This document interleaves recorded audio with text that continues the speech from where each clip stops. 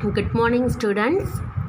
Today we are going to see what is loop antenna, and we are going to derive the electric and magnetic fields for the loop antenna. Okay. So the loop antenna, it is used at the range of 3 megahertz to 3 gigahertz. It is used as 3 megahertz to 3 gigahertz. So a loop antenna is basically a radiating coil of any convenient cross section of one or more turns carrying RF current. So it is simply a radiating coil. Okay, it is simply a radiating coil. It has many turns, one or more turns. It will carry the RF current. Example, rectangular. It is available in many shapes. The loop antenna. Example, it is available in rectangular, square, triangular, hexagonal and circle. So these are the various shapes of loop antenna which is available in market. A loop antenna, if the loop antenna has more than one turn, it is called as frame. Okay, so if the loop antenna, if it contains more than one turn, it is called as frame. The applications of loop antenna are, it is used in radio receiver, aircraft receiver, direction finding and UHF transmitters. The currents are of the currents which flow through this antenna, it will be of same magnitude and phase. Okay, the current flowing through this antenna, it will be of same magnitude and phase. So if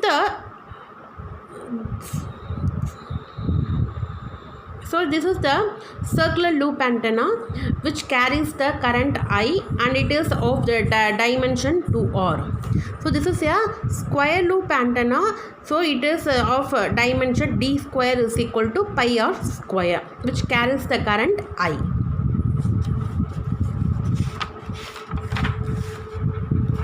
The radiation efficiency is always low in this loop antenna. Okay, so these are the introduction points about loop antenna. It is a radiating coil which has one or more turns. It is available in following shapes. It has more than one turn. It is called, if it contains more than one turn, it is called as frame. These are the applications of loop antenna. So the current flowing through this loop antenna, it will have same magnitude and phase. This is the circular loop antenna and this is the square loop antenna. So the efficiency of this loop antenna, it is generally low. So now we are going to derive the radiated field for small loop antenna. Okay, so you consider this is the blue mark. It shows the square loop antenna.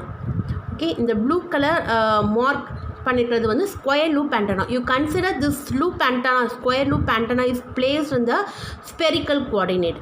இந்த square loop ஆண்டனாவை ஒரு spherical coordinate சிஸ்டத்தில் place பண்ணியிருக்க மாதிரி consider பண்ணுங்கள். So it have the dimensions L is equal to D. Since it is a square loop antenna, it has the dimensions L is equal to D.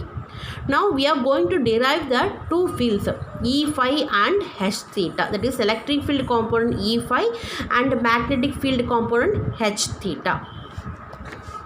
So the circular loop of radius R be represented by square loop of side length D such that areas of both are same. So here, as I told before, since it is a square loop antenna, the all sides are equal, which is L, where L is equal to D. The loop is placed at the center of the coordinate system and its far field will have only E phi component. So here you are going to trace the E phi component which is at far distance. Okay, now here going to find out the E phi component which is at far distance. The sides AD and BC of the loops are being treated as a short dipoles. The radiation pattern in horizontal plane X and Y and vertical plane Y and Z.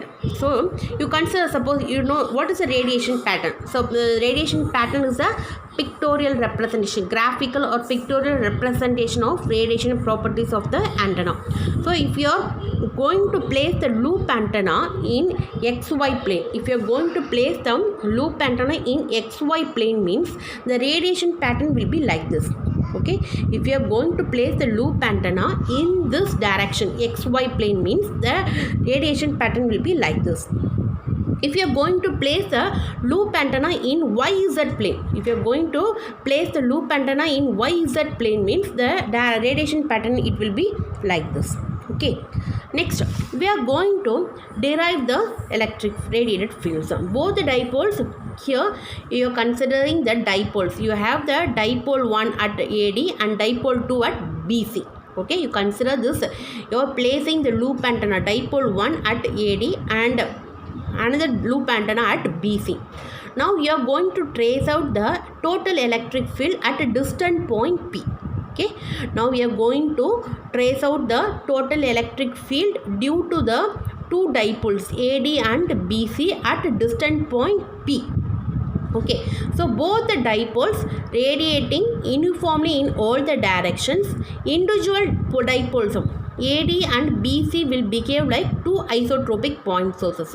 This AD and BC, it will behave like isotropic point source. So you know already, isotropic point sources, it is uniformly radiating in all directions. Okay, so now we are going to calculate the E phi, total electric field at distant point P. So E phi is equal to, now how will you calculate the electric field at distant point? So the electric field due to the loop antenna at point AD and electric field due to the loop antenna at point BC. So if you add these two electric fields, you will get the total electric field at a distant point. So the E phi is equal to field component due to AD plus field component due to BC. So the E phi, it is equal to minus E naught of e power j omega by 2 plus E naught of e power minus j omega 2. Since it is at negative axis, since the dipole 1 is negative axis, you are taking the magnitude as negative, minus E naught. Since the dipole 2 is at positive direction, you are taking the magnitude as positive. Okay, next you are going to cut short that expression. Okay, suppose in next step you consider you are going to divide by, multiply and divide by j2. Okay, in this first case you are going to divide by minus j2 by minus j2. So you are taking minus E naught as common. So if you take in this both terms E naught as common, means then minus E naught of e power j omega 2 by minus e power minus j omega 2. And in next step you are going to multiply and divide by j2. So minus j2, you are multiplying and dividing by j2. So in this case it will form the formula, that is sin theta. Okay, sin theta e power j omega 2 minus e power minus j omega by j2, this will form the sin theta formula. So in here in this case, instead of in place of theta, it is psi by 2. So you are writing sin of psi by 2. Okay, sin of psi by 2 you are writing. So the expression, it will be minus 2j E naught of sin of psi by 2. Okay, so the total electric field component, it will be equal to minus 2j E naught of sin of psi by 2. Okay, and then you are going to find out the phase angle. Phase angle, it will be equal to, you are representing the phase angle which is a psi. Okay, sine symbol. So psi is equal to 2 pi into path difference. 2 pi into path difference. Now you are going to trace the path difference from this point. You are from what will be the difference between the path to distant point P at dipole 1 and 2. So the dipole 1 and 2 ku enna path difference irukum, distance point P in power, if you trace out, means that will be a path difference of d cos of 90 minus theta, d cos of 90 minus theta. Okay, so you are going to represent the path difference as d cos of 90 minus theta, and then representing the path difference in terms of lambda. Okay, in terms of wavelength, means then the expression will be d cos of 90 minus theta by lambda. If you are going to represent the path difference in terms of wavelength, means then it will be d cos of 90 minus theta by lambda. Okay, so what is the phase angle? You already know psi is equal to 2 pi into path difference. Now you are going to substitute this expression here, psi. So that psi is equal to 2 pi into d cos of 90 minus theta by lambda. Okay, so in this case you are replacing 2 pi by lambda as beta. You know beta will be equal to 2 pi by lambda, positive sum, phase angle. Okay, so you are going to replace 2 pi by lambda as beta. So if you replace it means beta d cos of 90 minus theta. So what is cos of 90 minus theta? Cos of 90 minus theta is equal to sin theta.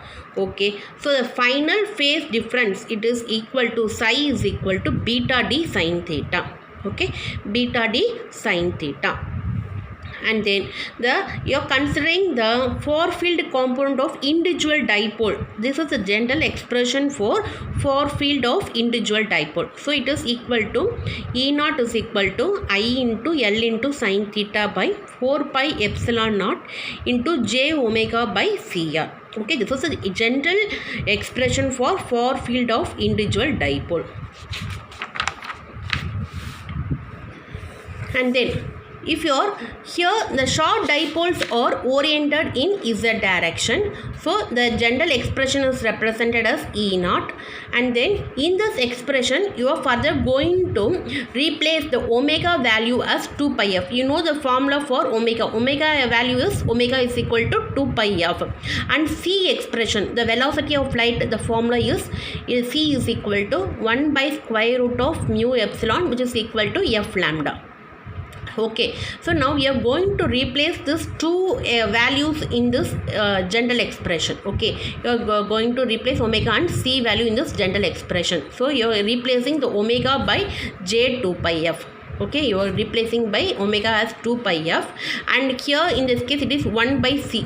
Okay, 1 by C. So here you are replacing it 1 by C as square root of mu epsilon by f lambda. So you are replacing as f square root of mu epsilon by f lambda.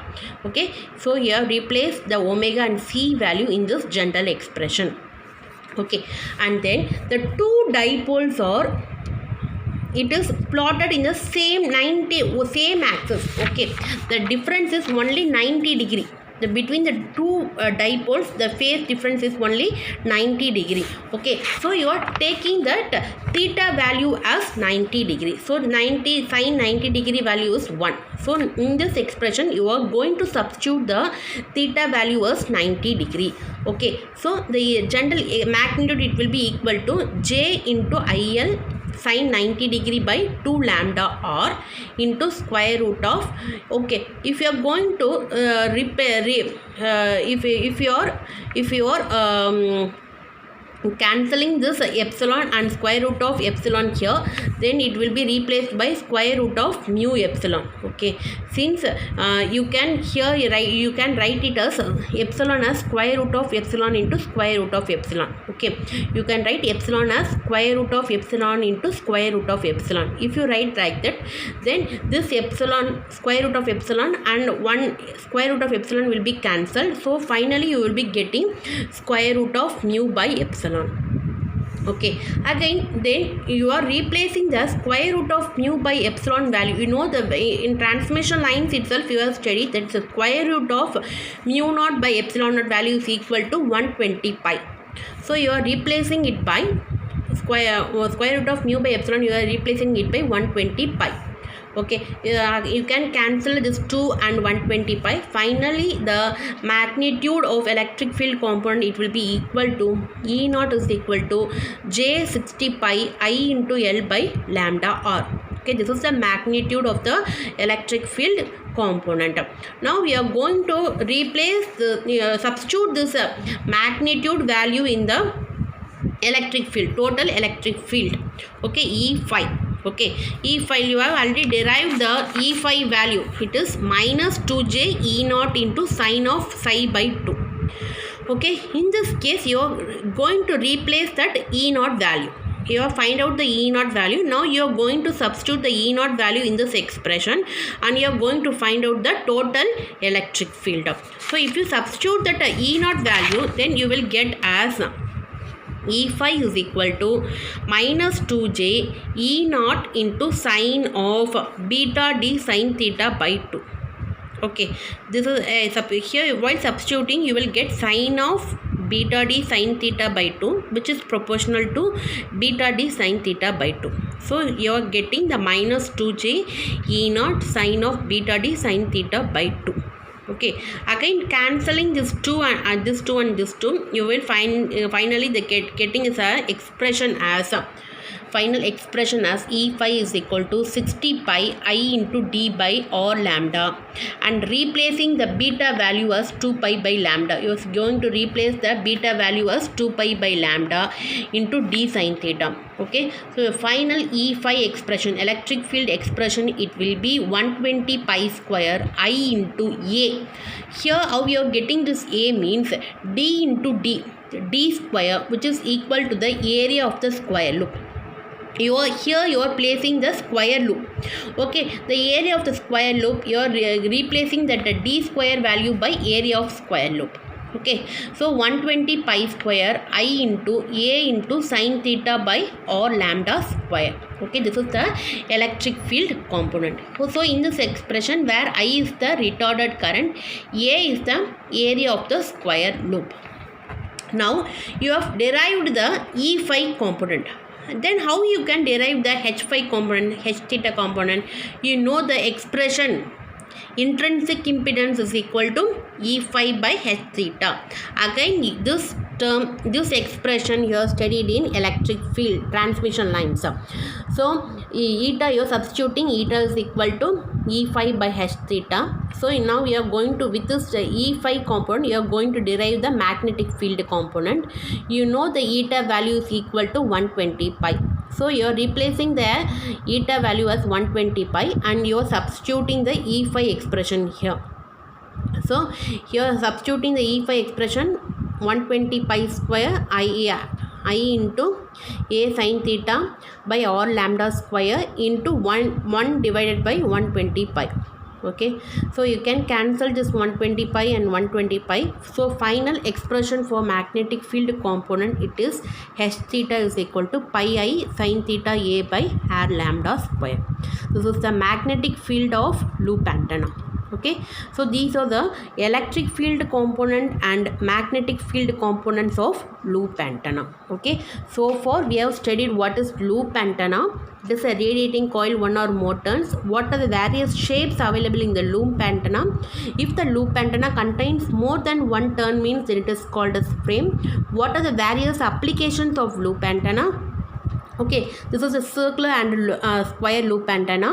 So the efficiency of loop antenna, it will be low. Okay, now we are going to find out the radiated fields of small loop antenna. You are placing the square loop antenna in the spherical coordinate system. So since it is a square loop, all sides are equal. L will be equal to D. Okay, and then you are going to derive the electric field components. This is the one dipole loop antenna and this is another loop antenna. You are going to trace out the electric field at distant point P, which is equal to the sum of the electric field of AD and electric field of BC, and then you are finding out the E phi component, and then you are finding out phase angle and then path difference, and you are deriving psi is equal to beta d sin theta, and the general expression for dipole expression is E naught is equal to IL sin theta by 4 pi epsilon naught into j omega by CR. You are substituting the omega value and C value and you are deriving the E naught expression, and you are substituting the ER naught expression in the electric field component, and you are finally deriving the electric field component. With the help of electric field component, you are deriving the magnetic field component. This is the magnetic fields of loop antenna. Okay, thank you.